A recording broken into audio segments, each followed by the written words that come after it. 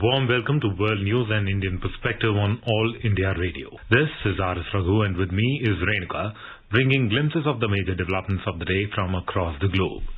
Over the next half an hour, we shall bring you the latest from the world of politics, economy, sports, entertainment and more. The headlines. Former Sri Lankan Prime Minister Mahinda Rajapaksa and his family members shifted to Trincomalee Naval Base amid violent protests. New Delhi says it fully supports democracy, stability and economic recovery in Sri Lanka. India's Prime Minister Narendra Modi extends greetings to new South Korean President Yoon Suk Yeol.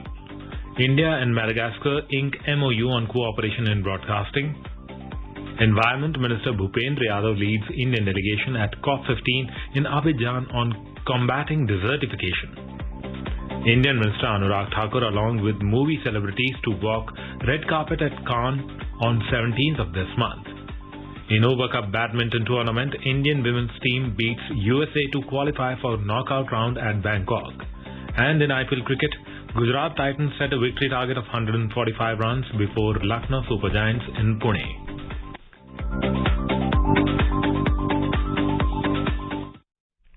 Former Sri Lankan Prime Minister Mahinda Rajapaksa and some of his family members have been shifted to Trincomalee Naval Base a day after he resigned following violent protests that led to a nationwide curfew.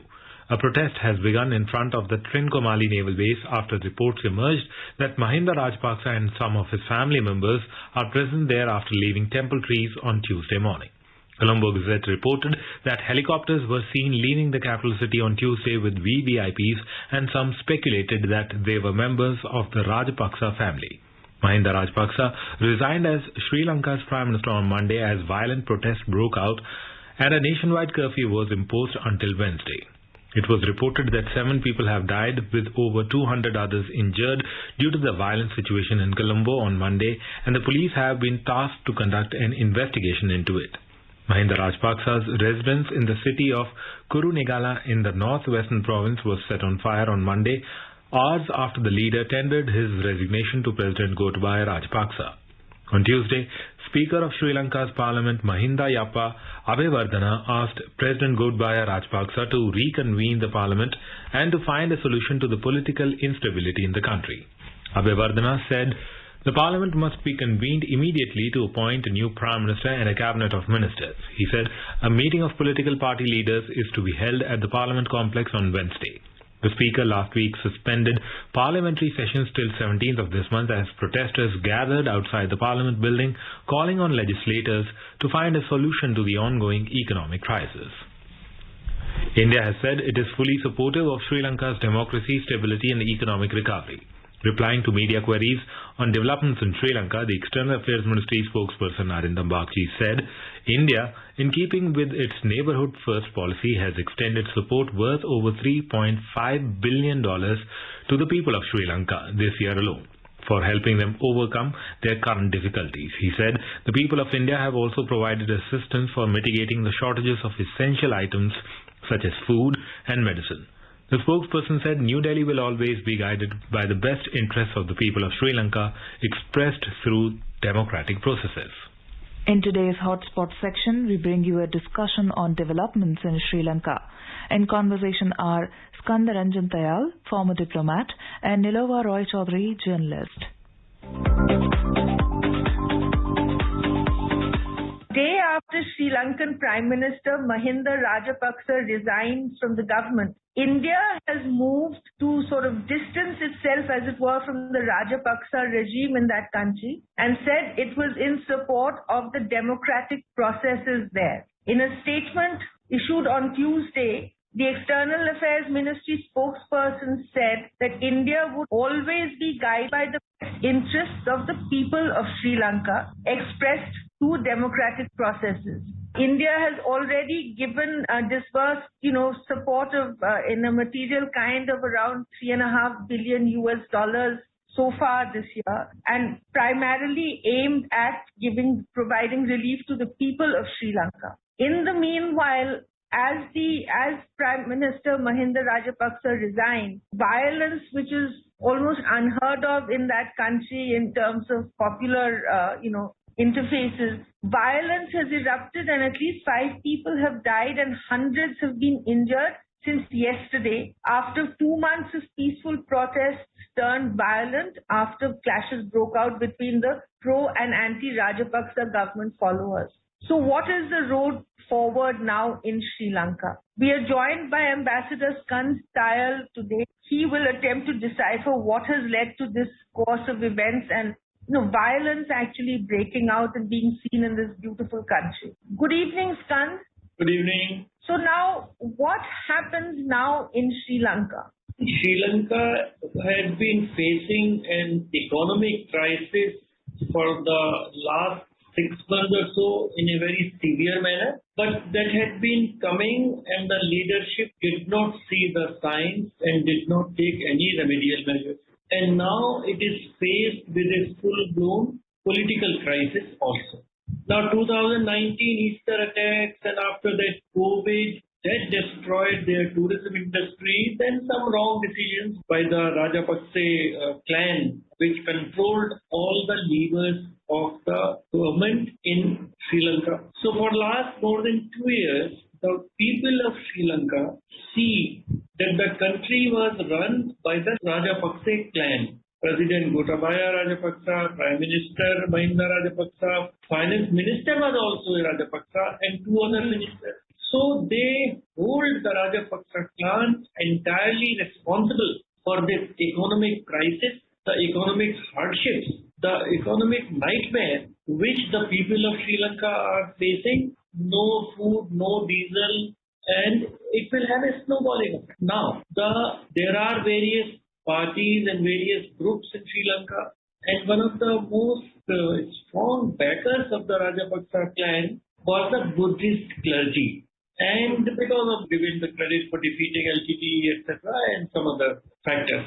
But now the Buddhist clergy also wanted and publicly stated that Mahinda Rajapaksa should leave and there should be an interim government. Now, the potential leaders of the interim government, whether it is Premadasa or the former president, they see that the presidential system which is now prevailing after the 20th amendment of the Sri Lankan constitution brought about by the Rajapaksa clan gives extraordinary powers to the president, and president is who? Again, it is Gotabaya Rajapaksa.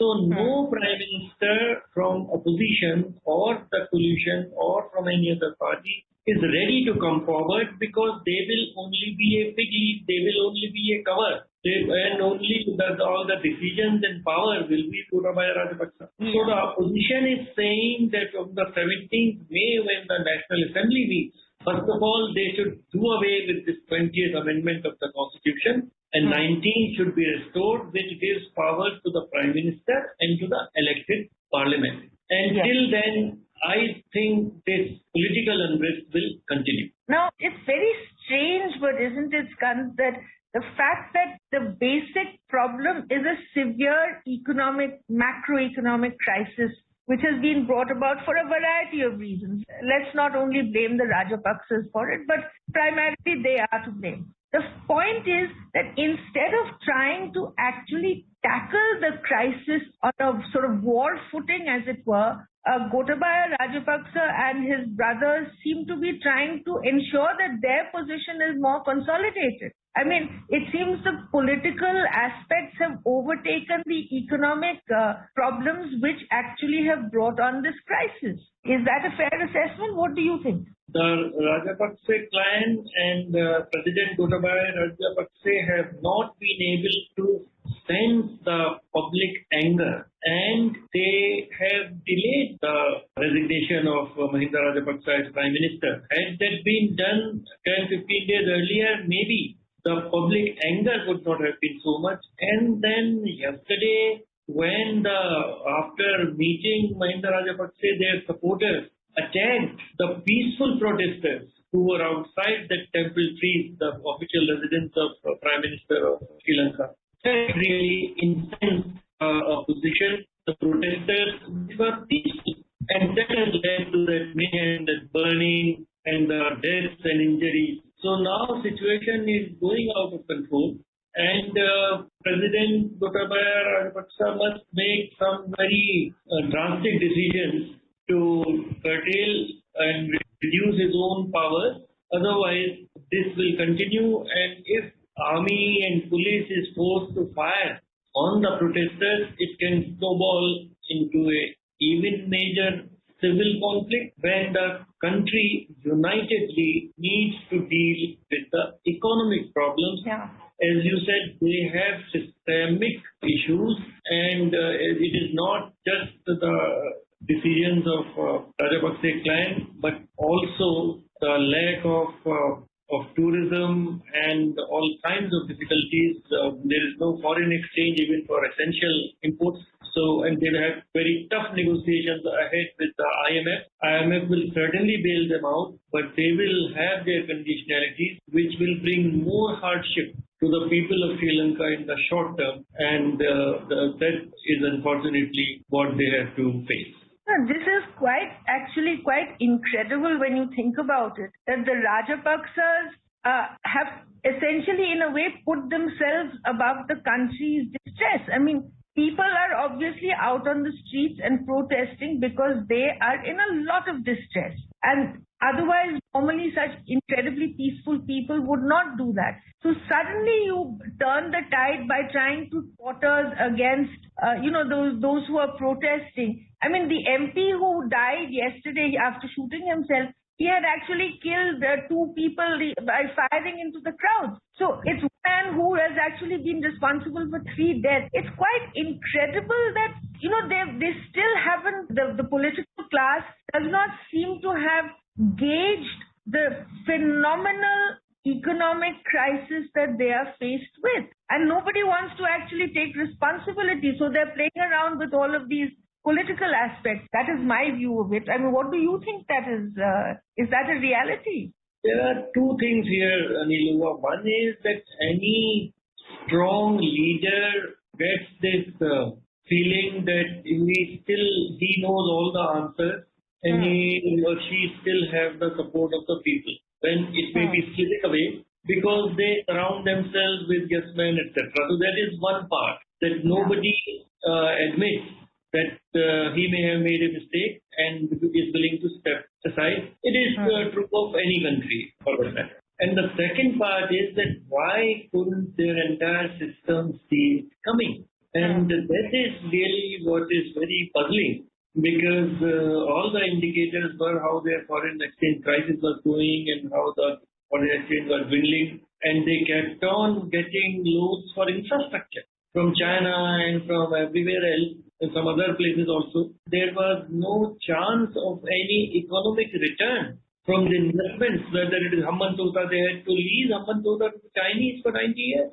Yeah. So very wrong decisions were taken in the management of the economy, and of course the organic farming and reduction of taxes to assuage the public. So very many wrong decisions were taken both in macroeconomy and in agriculture, and that has all come together and has resulted in this very fortunate situation, because Sri Lanka is a friendly country. The people of Sri Lanka, they are just our neighbors. We have civilizational relationships, and it is very painful for people of India to see people of Sri Lanka suffering, and that's why, as you said, we have extended $3.5 billion worth of loans and credits, and wheat and rice and diesel is going.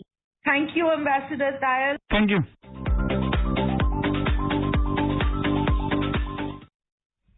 South Korea's new president, Yoon Suk Yeol, has promised an audacious plan to strengthen North Korea's economy in exchange for denuclearization. Speaking in front of Parliament, Yoon called North Korea's nuclear weapons program a threat to the region. But he added the door to dialogue and peaceful resolution remains open, and he wants to help improve life in North Korea in return for greater security. Tensions between the Koreas have run particularly high recently amid a recent surge in North Korean missile testing. North Korea fired a short-range ballistic missile on Saturday, the 14th missile test so far this year.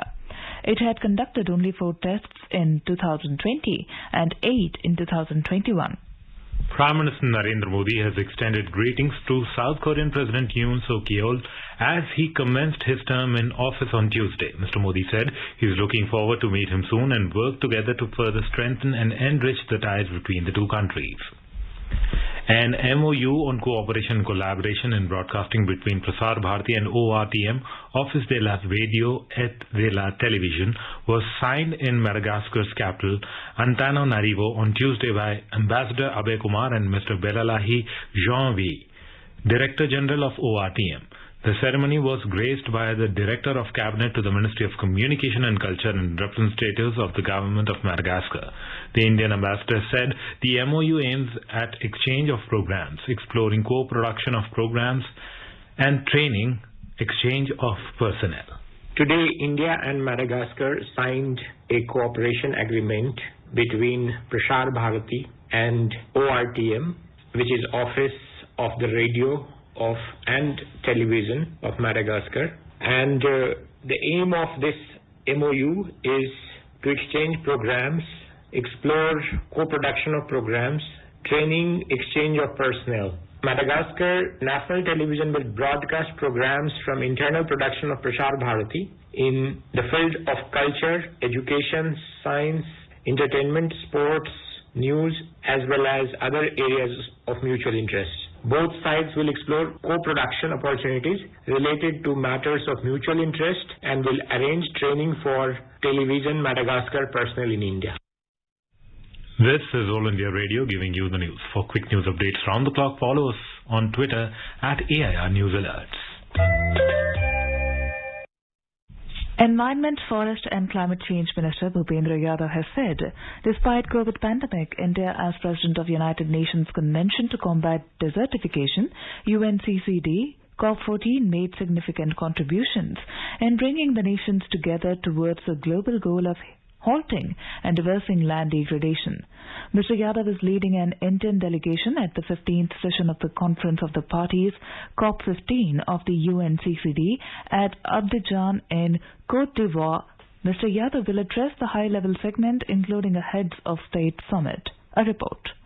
India had hosted the 14th session of the Conference of Parties of United Nations Convention to Combat Desertification from the 2nd to 13th September 2019 in New Delhi and is the current president of the same. At COP14, Prime Minister Narendra Modi announced that India would raise its ambition of the total area that would be restored from its land degradation status from 21 million hectares to 26 million hectares between now and 2030.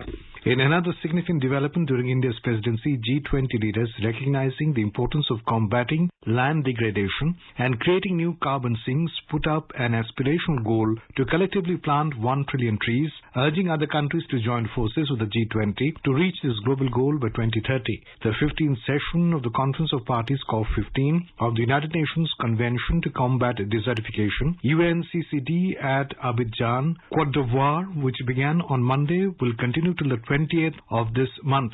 It will bring together leaders from governments, the private sector, civil society and other key stakeholders from around the world to drive progress in the future sustainable management of land and will explore links between land and other key sustainability issues. Through its decisions adopted by UNCCD's 197 parties, COP15 is expected to galvanize sustainable solutions for land restoration and drought resilience with a strong focus on future-proofing land use.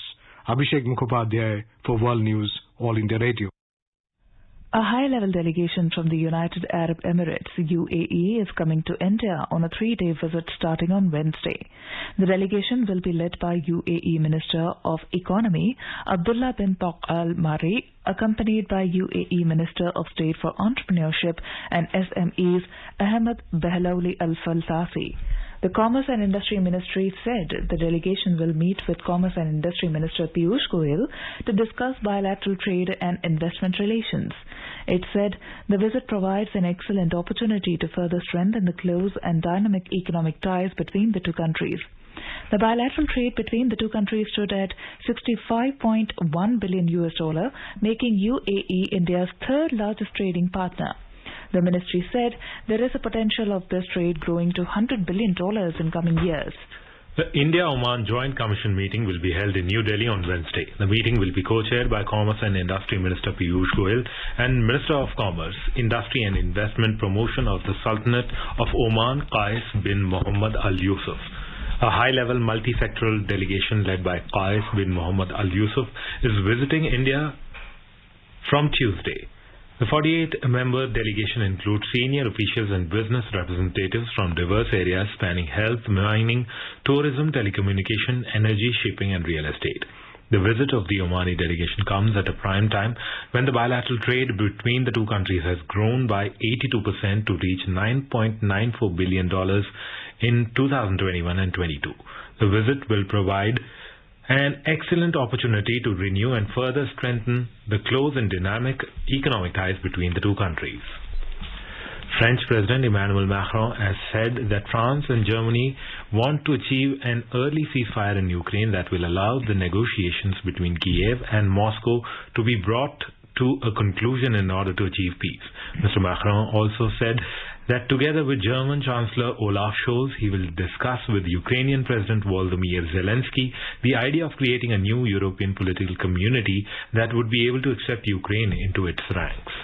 The European Union has pledged to increase humanitarian assistance to Syrians up to 1.5 billion euros for 2022 and to allocate an equal amount next year. This was stated by EU Foreign Policy Chief Josep Borrell on Tuesday. The 6th European Union's conference on supporting the future of Syria and the region began in Brussels on Monday. It aims to harness international support for Syrians who keep facing dire humanitarian crisis both in Syria and abroad. In China, capital Beijing continued to tighten COVID controls as authorities termed the situation as severe and complex, even though new cases remain in double digits only, while Shanghai continued its lockdown despite a decline in cases. As per new norms in Beijing, from 12th of May, residents entering public venues such as government buildings, supermarkets, shopping malls, hotels and restaurants are required to provide 48-hour nucleic acid negative testing certificates. Restaurant dining remains banned, while schools will remain online till further notice. Public venues, activities, entertainment venues remain closed. Mass COVID testing will continue. Many localities in capital city have been locked down, several parks have been closed and public transport remains suspended in most affected areas. Information and Broadcasting Minister Anurag Thakur along with movie celebrities from across the country will walk the red carpet at Cannes on the 17th of this month. Red carpet event at the 75th Cannes Film Festival is going to be a gala event as celebrities including Akshay Kumar, A.R. Rahman and Nawazuddin Siddiqui are set to walk the red carpet as part of Indian delegation on the opening day of the film festival. This year, the intent is to showcase the rich flavor and diversity of India through its cinema. The delegation has been handpicked to represent different strengths and aspects of the country. Several new initiatives were undertaken at the recently concluded 52nd International Film Festival of India. These include collaboration with OTT platforms, recognition to 75 creative minds of tomorrow, and the BRICS Film Festival. India is the official country of honor at Cannes Film Market in this edition of the festival. India's Prime Minister Narendra Modi paid homage to all those who were a part of 1857, the first war of independence, for their outstanding courage. In a tweet on Tuesday, Mr. Modi said, "On this day in 1857 began the historic first war of independence, which ignited a spirit of patriotism among the citizens and contributed to the weakening of colonial rule." As the world is gearing up for the International Day of Yoga, Indian Embassy in Beijing organized a yoga session with the theme Office Yoga and Yoga for All at the Shanghai Cooperation Organization Secretariat in Beijing. SCO Secretary General Zhang Meng and Ambassador Pradeep Rawat along with officials from the SCO and Indian Embassy joined in for a rejuvenating and relaxing office yoga session. In Uber Cup badminton tournament, the Indian women's team has registered its win defeating USA 4-1 in Group D fixtures to qualify for the knockout round at Bangkok in Thailand. In the singles, Indian players registered their wins in straight sets. PV Sindhu beat Jini Gai 21-10, 21-11, while Akarshi Kashyap defeated Esther Shi 21-18, 21-11, and Ashmita Chaliha thrashed Natalie Chi 21-18, 21-13. In the doubles, Tanisha Crasso and Tressa Jolie defeated Francesca Corbett and Alison Lee 21-19, 21-11 in straight sets. However, India's Simran Singh and Ritika Thakur lost to Lauren Lam and Cody Tang Lee in 3 games, 12-21, 21-17 and 13-21. In IPL cricket, Gujarat Titans beat Lucknow Super Giants by 62 runs at Maharashtra Cricket Association Stadium, Pune, a short while ago.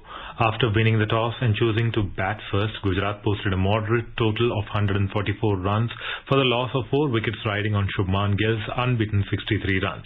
For Lucknow, Avesh Khan picked up 2 wickets. Chasing the target, Lucknow were bowled out for 82 in 13.5 overs as Rashid Khan scalped 4 wickets. Bollywood actor Ranveer Singh and music maestro A.R. Rahman will perform in the closing ceremony of the Indian Premier League in Ahmedabad on the 29th of this month. Confirming the developments on Tuesday, the Board of Control for Cricket in India, BCCI President Saurav Ganguly said that to celebrate 75 years of India's independence, the board will also put on a show chronicling the journey of Indian cricket over the last 7 decades.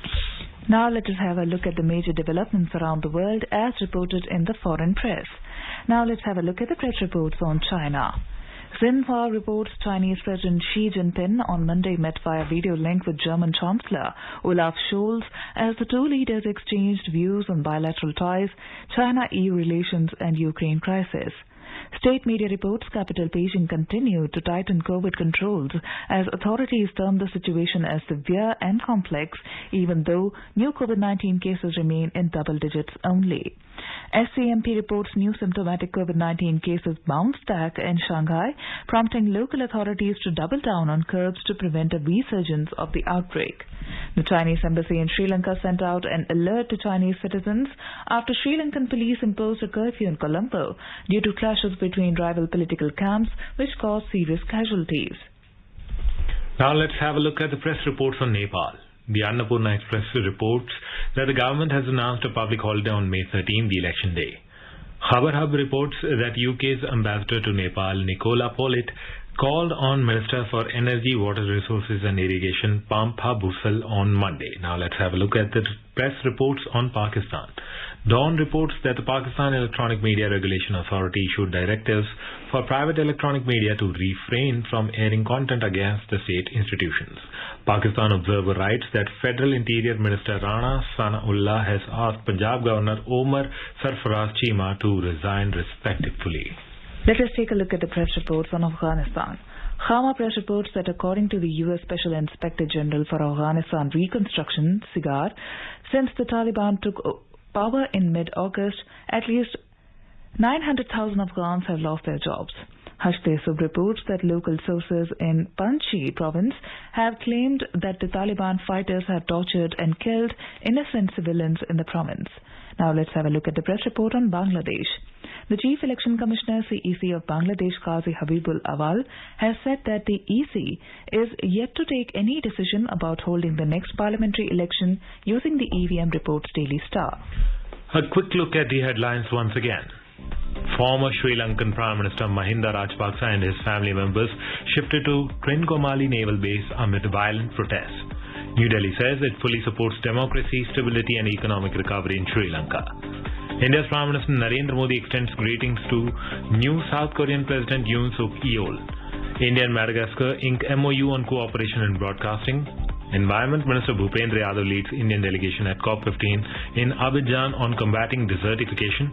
Indian Minister Anurag Thakur along with movie celebrities to walk red carpet at Cannes on 17th of this month.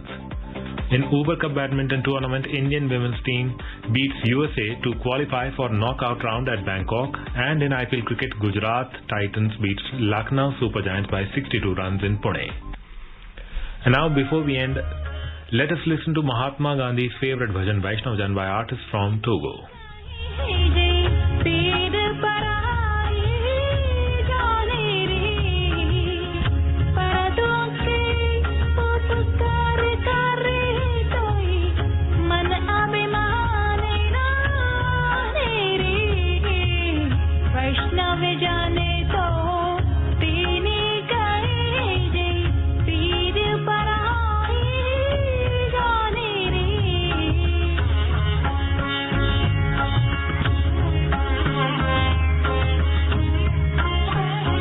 And with that, we end this bulletin. We'll be back at the same time tomorrow with the next edition of World News.